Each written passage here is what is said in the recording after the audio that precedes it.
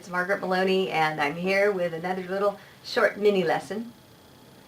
Today's mini lesson is all about communications, because I know that you would like to either continue to have good success or have even more success in your career as a project manager. And by now, you must have heard the statistic that a project manager spends up to 90% of his or her time communicating.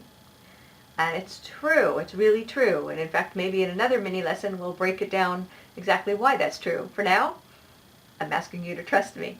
So 90% of your time communicating. And that means meetings, because meetings are a form of communication. Some of us love meetings, some of us hate meetings. They are what they are.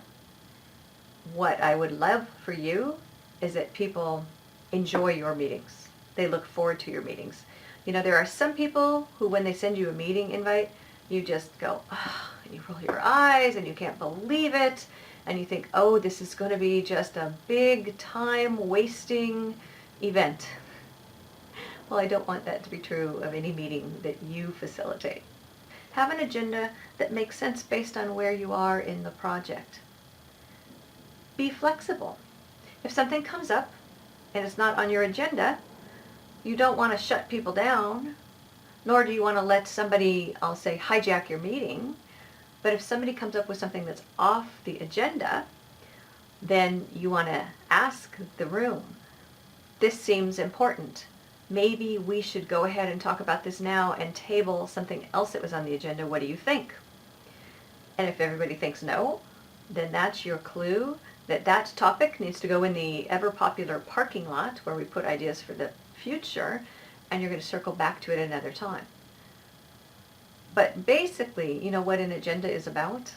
It's about being courteous and strategic with everyone's time. You know, for a minute there I was going to say with other people's time, but it's with your time as well. And speaking of meetings and agendas, have a kickoff. I am learning that a lot of projects get going without any kind of kickoff meeting. And I guess I shouldn't be surprised, because I learned this firsthand quite a while ago. And it went something like this. I was working with a group. We were all virtual. So all of our get-togethers were on the phone or, you know, using a virtual meeting tool. And I conducted a kickoff. So I had all my team. I'm going to say all my guys, because at that project they happened to be, my team was all men.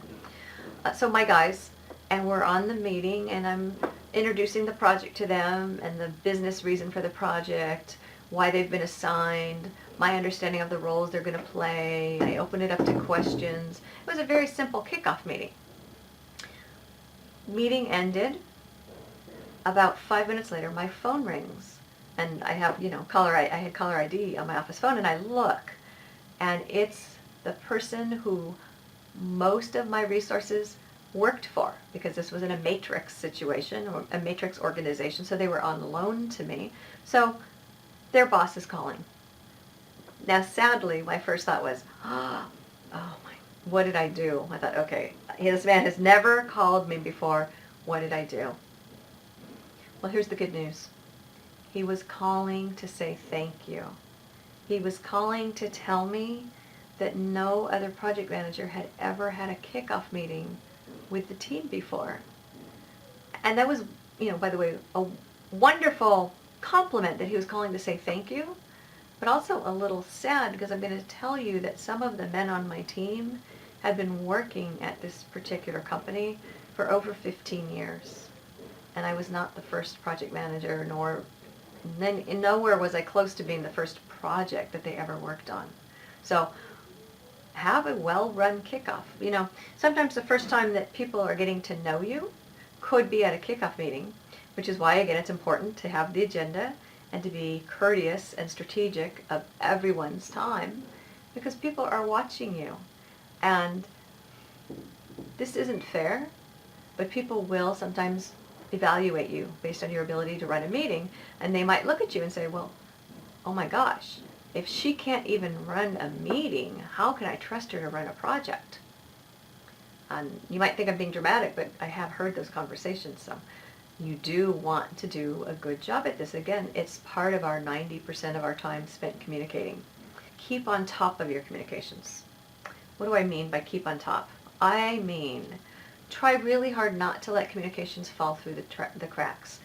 Don't be that person who forgets to answer someone's text, email, voicemail, whatever it is, instant message. Don't forget.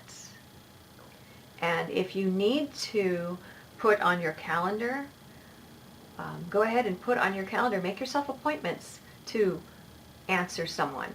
Write on your calendar when you owe someone an answer. I just did that this past week. There was someone who asked me for some information. He asked me for the information about a month ago. I responded that I wouldn't have the information for about 30 days. Would it be okay if I got back to him then? He said yes. And then I didn't trust myself. I wrote a note on my calendar so that 2 days ago, a reminder popped up, answer Mr. X about such and such information. That's the kind of thing you want to do. And that is a simple and effective way to increase your success. And I'm all about your success, right? You know it. Bye for now.